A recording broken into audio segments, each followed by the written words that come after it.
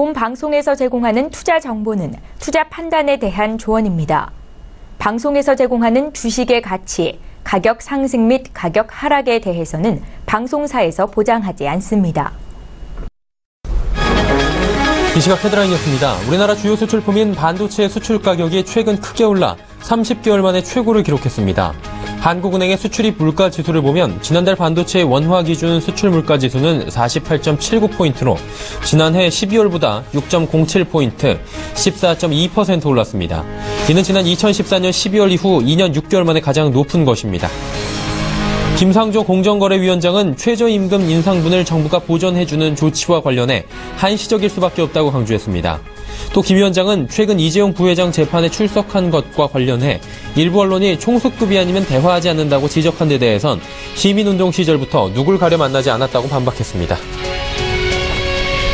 신고리 원전 오르코기 공사의 일시 중단을 결정한 한국수력원자력 이사회가 영구 전지만큼은 반대하기로 했다는 주장이 나왔습니다. 한수원 비상임이사인 조성진 경성대 에너지학과 교수는 언론 인터뷰에서 당시 이사회에서 상임이사 전원이 영구 정지는 절대로 못하게 막겠다고 했다고 전했습니다. 이어 다른 비상임이사도 모두 일시 중단에 반대하는 입장이지만 계란의 바위치기 격이라는 것을 알고 있어 그렇게 찬성해 준 것이라고 말했습니다.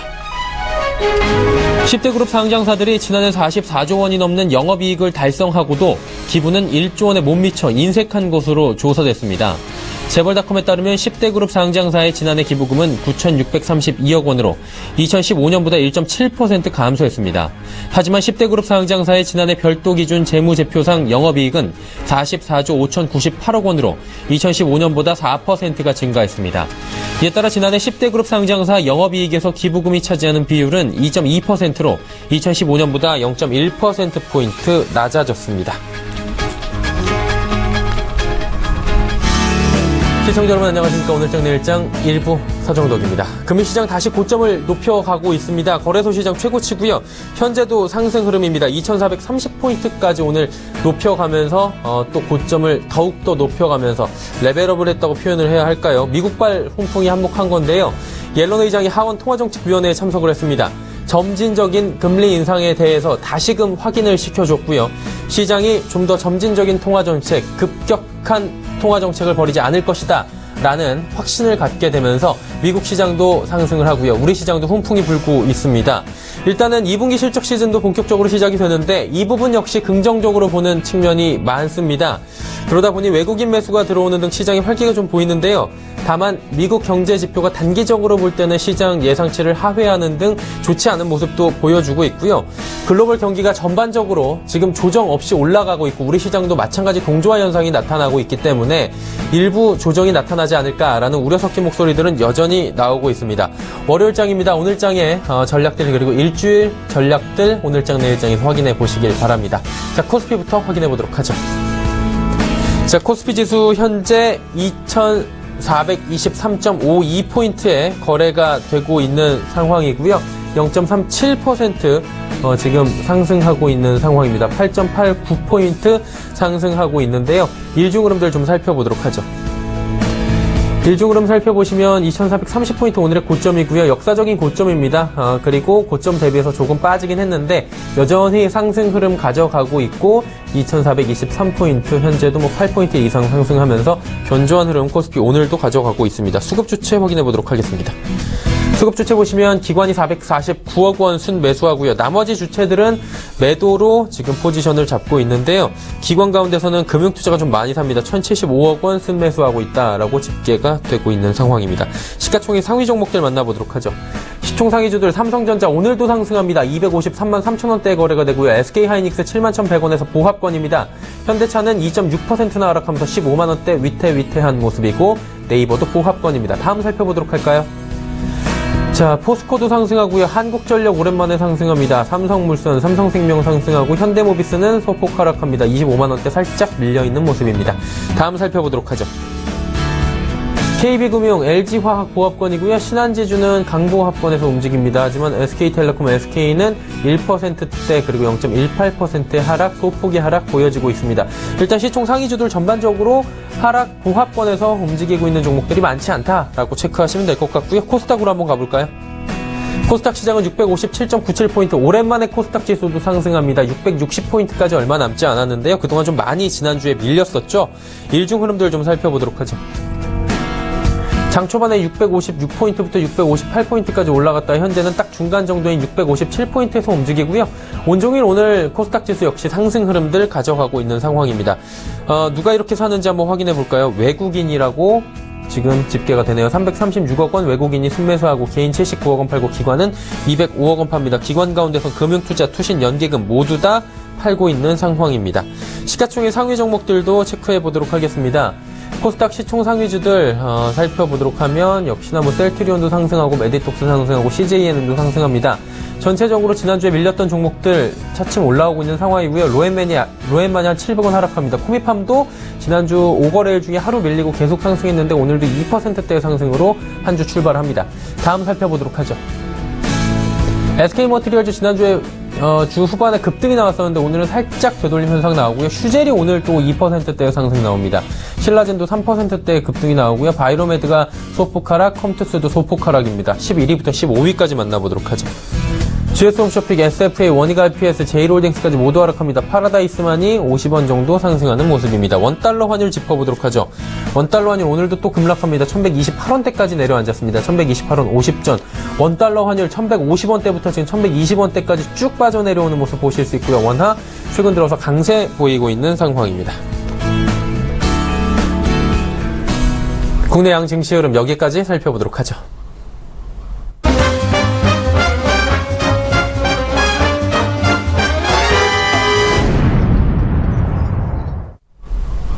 오늘 시장의 이슈들 짚어보도록 하겠습니다. NH투자증권 리서치센터 조현주 연구원입니다. 안녕하세요. 네, 안녕하세요. 네, 오늘 양시장 오랜만에 상승하고 있고요. 분위기 나쁘지 않은 것 같은데요. 어떤 이슈들로 시장 상승하는지 짚어주실까요? 네, 일단 오늘 시장에서는 두 가지 이슈가 있는 것 같은데요. 네. 우선 첫 번째로 중국 GDP 성장률이 발표가 되었습니다. 6.9%로 블룸버그 예상치인 6.8%를 상회를 했는데요.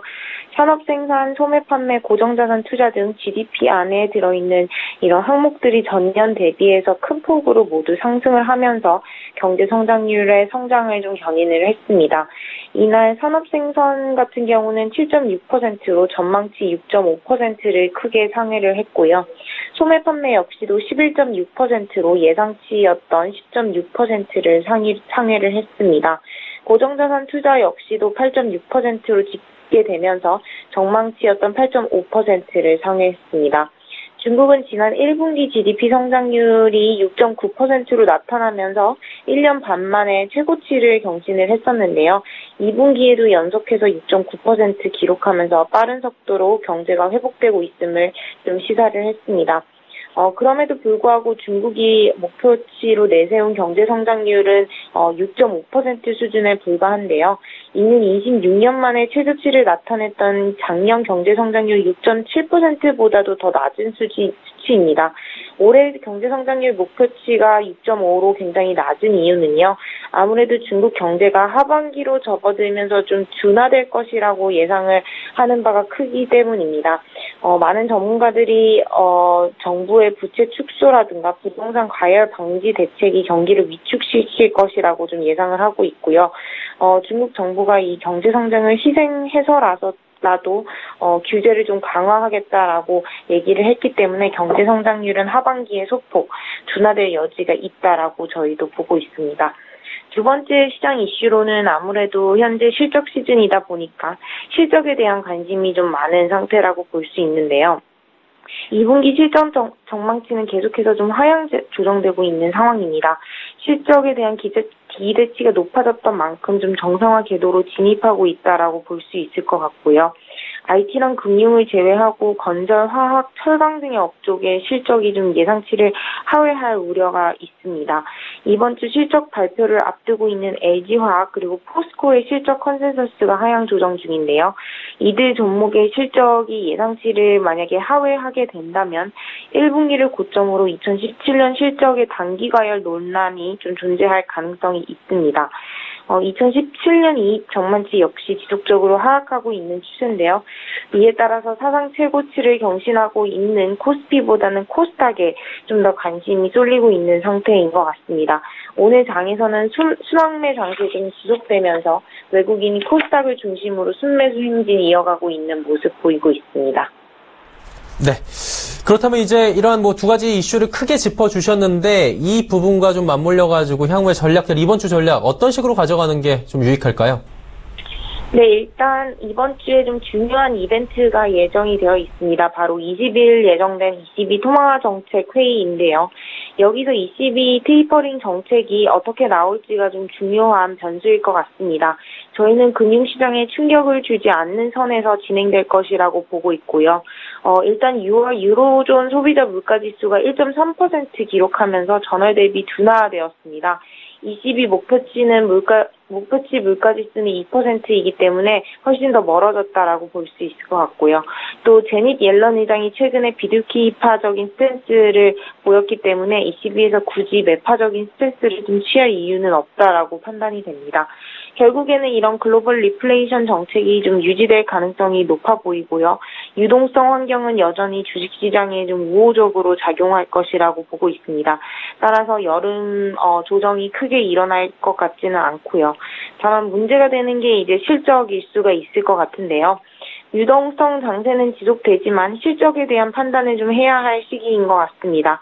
2분기 실적에 대한 우려가 조금 존재하는데요. 시장을 주도하고 있는 IT랑 금융을 제외한 나머지 업종들의 실적이 좀 계속해서 하락하고 있는 것이 문제인 것 같습니다.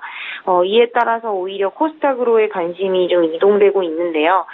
저희는 2분기 실적 다소 부진하더라도 2분기를 저점으로 3분기부터는 실적이 재차 상승할 수도 있을 거라고 판단을 하고 있고요. EPS 증가율을 살펴보면 2분기를 저점으로 하반기는 상승하는 추세이기 때문에 오히려 2분기 실적 부진에 따른 우려로 조정이 있을 경우에는 매수하는 전략이 조금 더 유효한 상황인 것 같습니다. 특히 글로벌 경기 서프라이즈 지수랑 인플레이션 기대 심리가 반등을 하고 있기 때문에 매크로 모멘텀이 지수의 하단을 좀 지지해 줄 수 있을 거라고 판단을 하고 있고요. 인플레이션 테마주들이 2분기 실적 부진으로 만약에 조정이 있을 경우에는 오히려 매수하는 전략을 추천드립니다. 그래서 소재, 산업재 같은 경기 민감 업종 비중 확대 유지하고 있습니다. 네, 알겠습니다. 오늘 말씀 감사합니다. 네, 감사합니다. NH투자증권 리서치센터 조현주 연구원이었고요. 이슈 칼럼 바로 이어갑니다.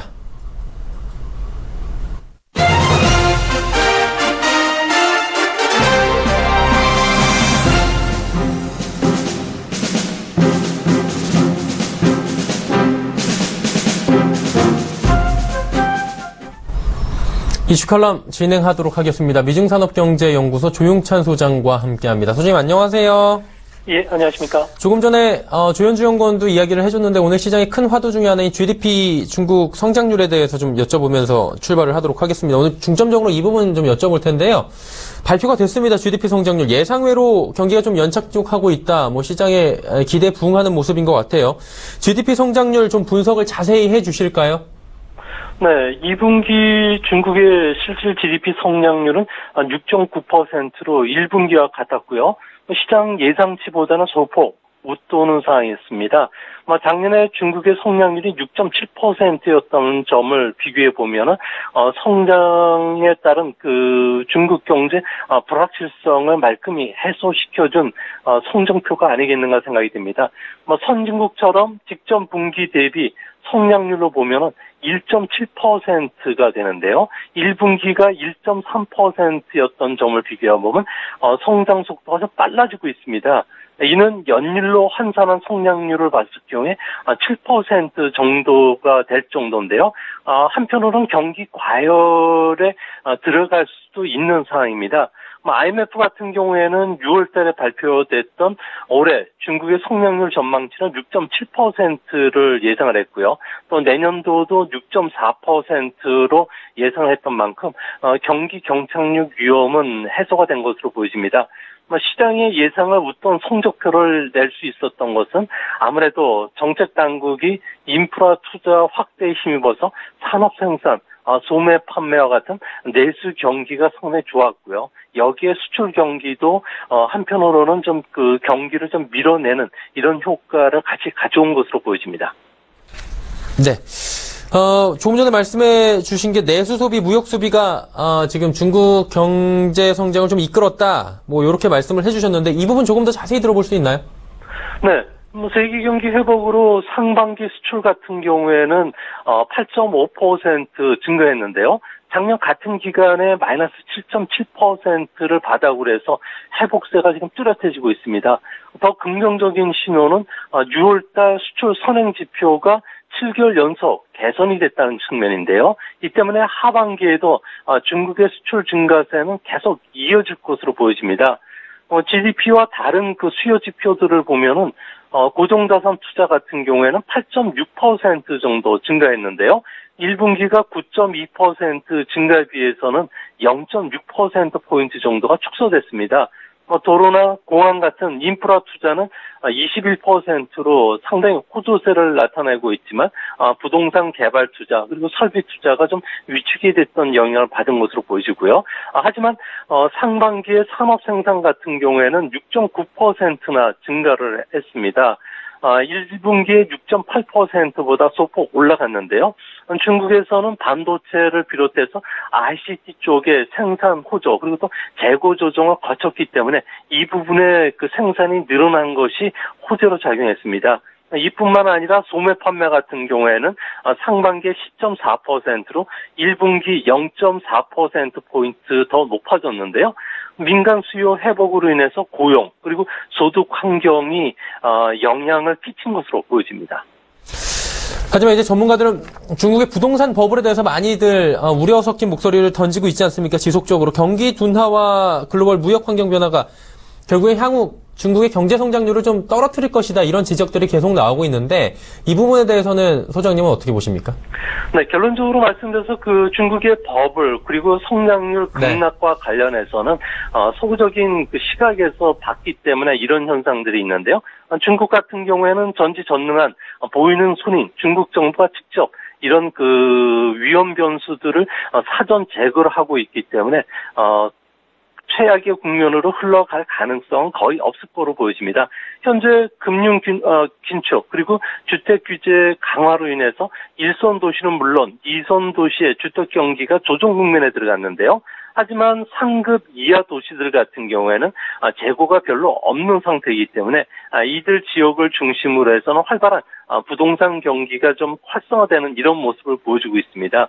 이 때문에 외부에서 보는 부동산 버블 붕괴로 가지는 않을 것으로 보여지고요. 중국의 부동산 산업은 GDP의 27% 전후를 차지합니다. 45개 산업에 직간접 영향을 미치기 때문에 적정 수준으로 주택 가격이 하락한다면은 부동산 경기를 중국 정부가 다시 되살려서 그 금융 안정이라든지 지방 정부 재정에 충당시키려고 하려는 욕구가 우선 강하고요. 또한 수출 같은 경우에도 세계 경기는 작년 2분기를 바닥으로 현재는 확장 국면에 들어가 있습니다. 상반기에 중국의 수출입 증가율이 무려 19%나 증가를 했는데요. 앞으로 이런 경기 확장 국면이 계속될 것으로 보여지기 때문에 올해 하반기에도 중국의 수출 증가세는 계속 진행이 될 것입니다.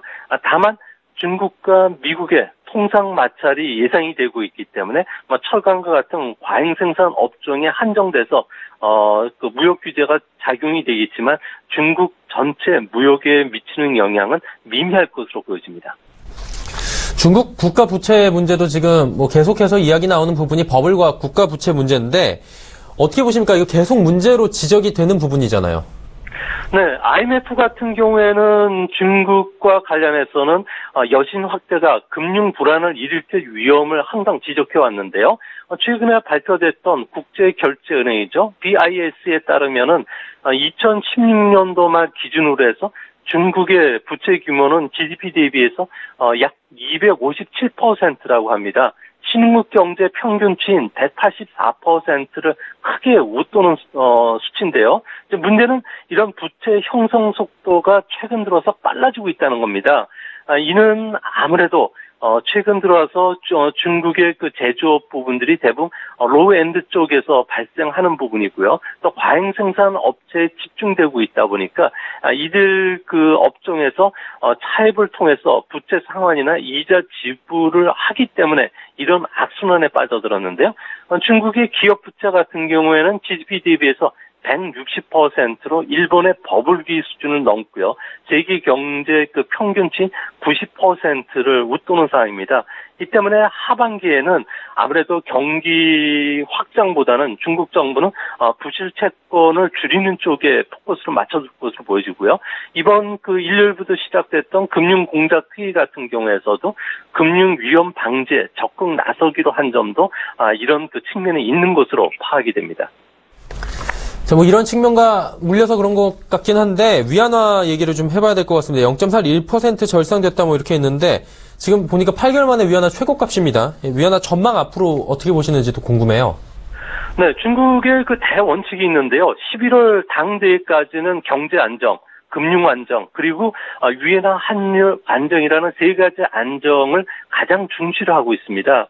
뭐 지금처럼 외환 시장에 개입을 한다든지 고시 기준가를 이용한 위안화를 서서히 완만하게 절상을 유지하는 이런 관제 시세가 당분간 지속이 될 것으로 보여지는데요.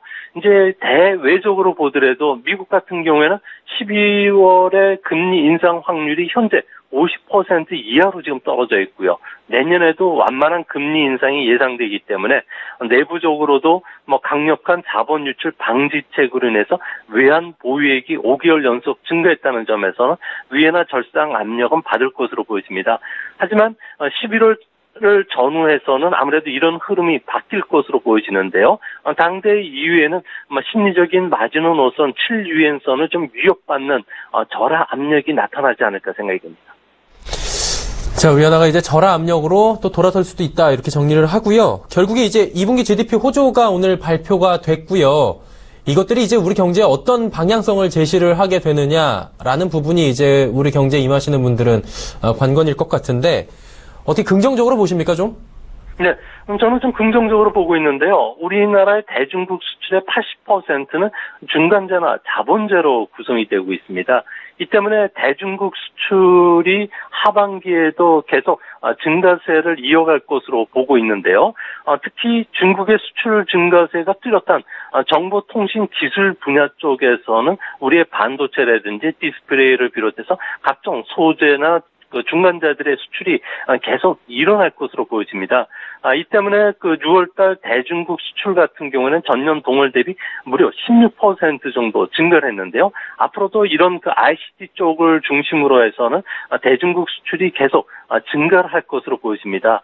중국의 경기가 좋다는 것은 아무래도 중국의 수요가 늘어나는 원유라든지 광물자원, 해운 경기에도 수급 개선의 신호로 보여진다는 점에서는 2차, 3차 그 경제 우호적인 측면이 나타날 것으로 보여지고요. 중국의 6월 소매 판매가 두 자릿수인 11% 증가했다는 점은 중국의 민간 수요도 활발해진다는 점에서 그동안에 사드로 위축이 됐던 중국 내 소비재라든지 생활 필수품과 관련된 수출도 하반기에는 상반기보다 좀 좋아질 것은 분명해 보입니다. 네. 그럼 이제 하반기 좀 좋아질 것이라고 말씀을 해 주셨는데, 뭐, 보게 되면 중국의 하반기 경기 전망, 금융시장 등의 정책 방향에 대해서 좀 큰 그림을 그려본다면 어떨까요? 네, 올해 하반기 중국의 성장률은 한 6.6% 전후가 예상이 되는데요. 이 때문에 올해 전체적으로는 한 6.8% 전후에 성장을 할 것으로 보여집니다. 정부의 당초 목표치였던 6.5%를 훌쩍 뛰어넘는 그 성장률을 보여줄 것으로 예상이 되는데요. 이 때문에 하반기에는 아무래도 금융정책 부분과 관련해서는 긴축 쪽으로 조금 돌아설 가능성이 높습니다. 이 때문에 최근 들어와서 시장 금리를 서서히 높이면서 과잉 투자라든지 부실 채권을 줄이려고 중국 정부가 눈에 띄게 노력을 하고 있는데요. 이 때문에 1개월짜리 시장 금리 같은 경우는 4% 후반까지 증가를 했고요. 또 M2 증가율이 조금 최근 들어와서 감소하고 있다는 점, 그리고 주택담보대출 금리라든지 채권 금리가 상승하면서 아무래도 이재 상품을 중심으로 한 디폴트가 일부 쪽에서 발생할 가능성이 높아질 것으로 보여집니다. 이 때문에 앞으로 하반기와 관련해서는 중국의 금융 리스크와 관련된 부분을 주목하셔서 보셔야 되는데요. 일시적으로 부동산 개발 투자 위축으로 인한 주택가격 하락이라든지 지방정부의 재정 악화로 인한 인프라 투자가 서서히 제동이 걸릴 가능성이 높습니다. 그런 측면에서 봤을 경우에 당대 이후에는 중국의 성장률이 6.5% 이하로 떨어질 가능성이 있다는 점에서는 내년도와 관련된 중국의 경기 위축 그리고 금융시장 불안이 우리나라 주시장에도 내년도에는 좀 영향을 미치지 않을까 생각이 듭니다. 네, 오늘 말씀 잘 들었습니다. 네, 감사합니다. 네, 미증산업경제연구소 조용찬 소장과 함께 중국 GDP 발표와 관련된 자세한 이야기 들어봤습니다.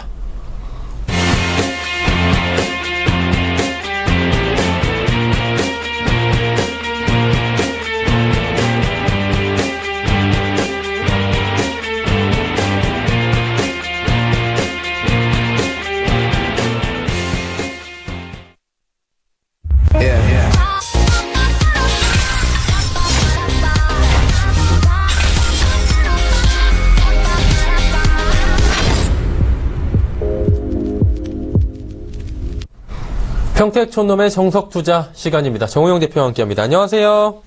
네, 안녕하세요. 네, 오늘 시장 분위기 나쁘지 않은 것 같은데 시장 상황 점검부터 한번 해볼까요? 네, 오늘 지수는 양시장 모두 상승세고요. 네네.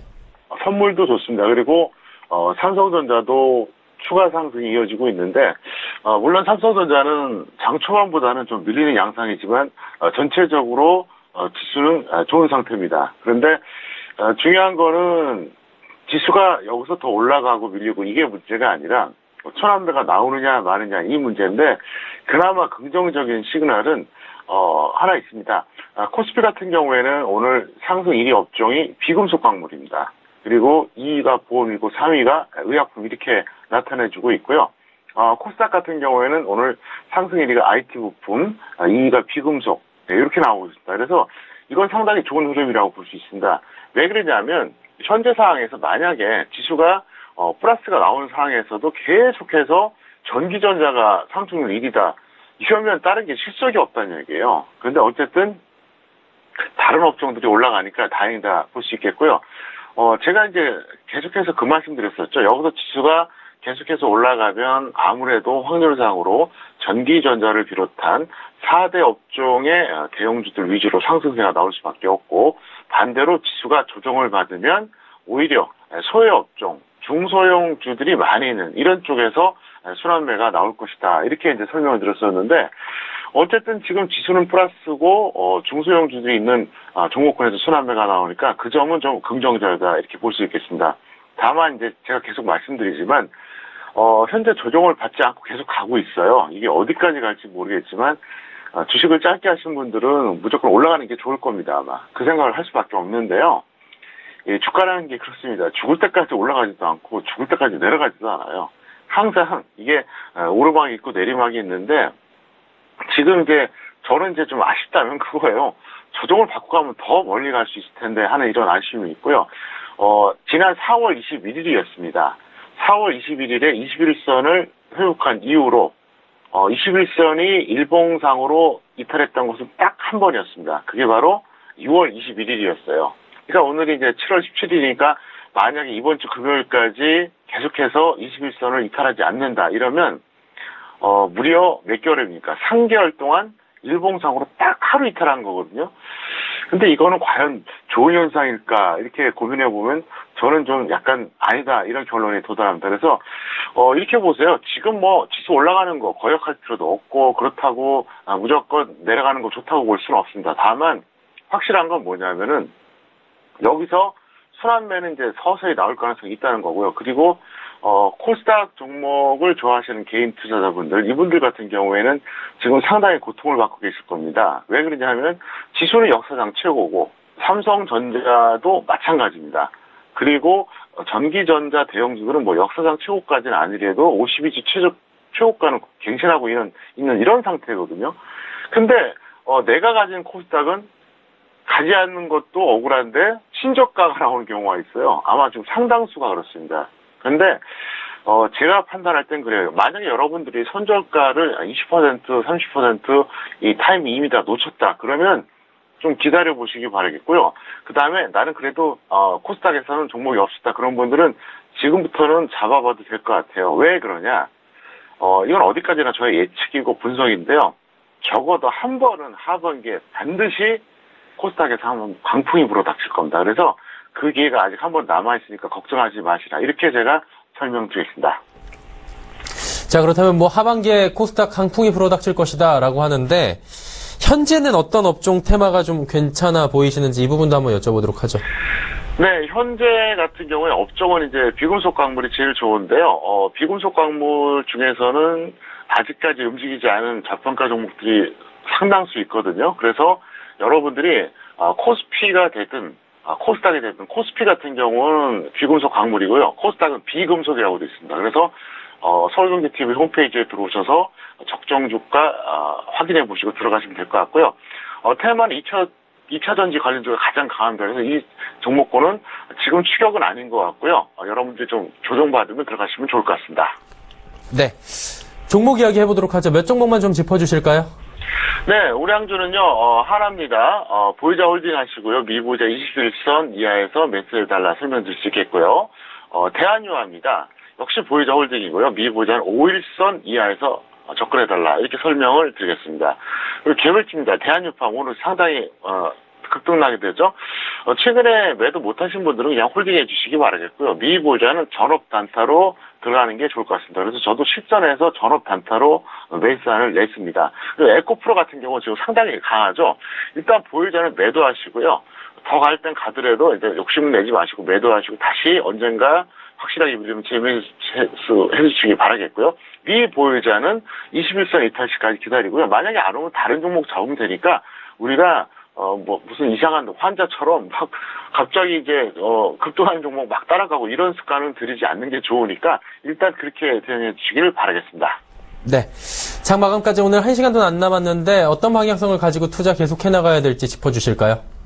네, 현물 같은 경우에는 이제 한 50에서 70% 비중 갖고 하시고요. 오늘 같은 경우 제가 비금속 광물 말씀드렸었는데, 비금속 광물은 대체로 중기 매매가 좋습니다. 물론 급등 나가는 종목 같은 경우 단기 매매가 맞겠지만, 그쪽에서 여러분들이 종목을 한번 찾아보시면 좋을 것 같고요.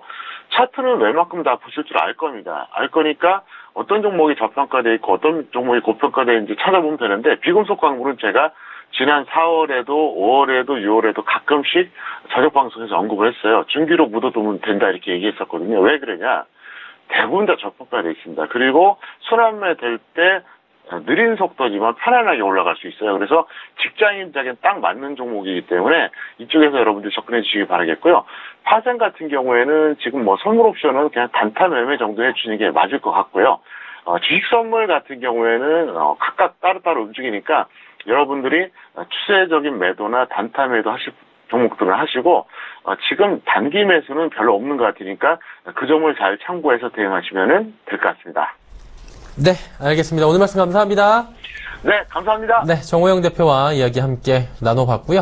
오늘장 내일장 1부 함께 쭉 만나보셨습니다. 잠시 뒤 2부 예고해드리도록 하겠습니다. 2부에는 다양한 종목들, 많은 종목 이야기하는 라이브 매매타임 준비가 되어 있고요. 여러분의 종목 상담도 열려 있습니다. 하단에 번호 나가고 있네요. 100원의 정보 이용료 추가되는 샵 0082번으로 참여해 주시면 됩니다. 자, 메리츠증권증권 여의도금융센터 장기환 부장, AR인베스트먼트의 오현진 팀장 두 분과 함께 하겠습니다. 저희는 잠시 뒤 2부에서 뵙겠습니다. 고맙습니다.